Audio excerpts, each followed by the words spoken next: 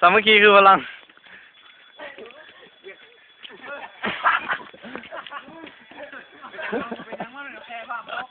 โอ้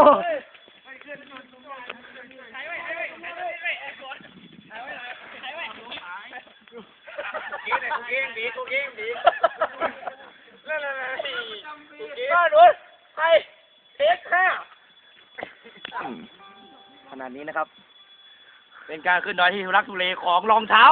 แตะครับเขาใส่รองเท้าอะไรกันครับดูครับเขาใส่รองเท้าอะไรกันครับคอมแบทฟุตซอลไนกี้แวนอีล่าแล้วมันใส่แคปกี้ตาฮิปฮอปครับตานี้ครับขอแนะนำว่าอย่าซื้อครับแต่ถึงแล้วครับทีนี้เดียวครับอีทครับอีท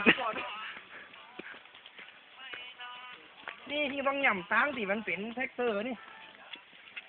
วันจริงเอารถนี่ขึ้นมาเนาะ